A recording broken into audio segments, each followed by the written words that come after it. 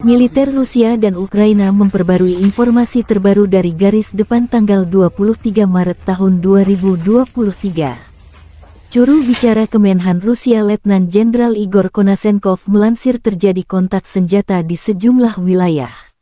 Di arah Kupiansk, penerbangan dan artileri kelompok pasukan Zapad, Rusia menyerang unit angkatan bersenjata Ukraina dekat Artyomovka, Republik Rakyat Lugansk Devurehnaya dan Brestovo, wilayah Kharkov.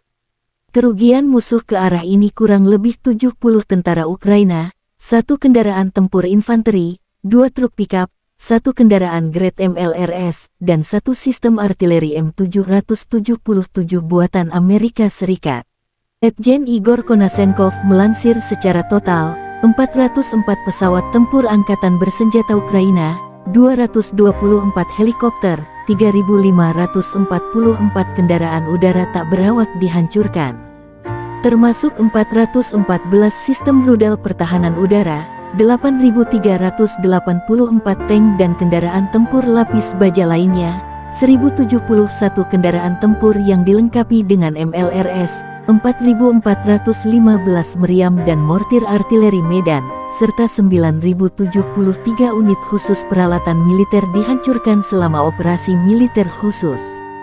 Di kubu terpisah, Kementerian Pertahanan Ukraina dalam sebuah pernyataan mengatakan Rusia kehilangan 660 prajurit dalam 1 hari, termasuk 13 tank dan 11 kendaraan tempur lapis baja.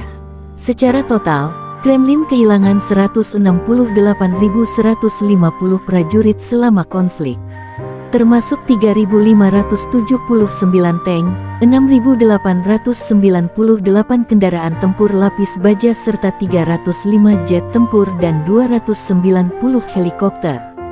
Kementerian Pertahanan Ukraina juga melansir rekaman Brigade Infanteri bermotor terpisah ke-59 yang diberi nama Yakov Henzyuk menghancurkan tank Rusia di garis depan. Asap tebal dan kotoran api terekam saat tank terkena serangan.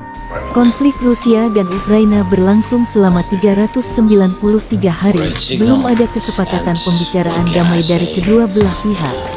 Terima kasih sudah nonton, jangan lupa like, subscribe, dan share ya!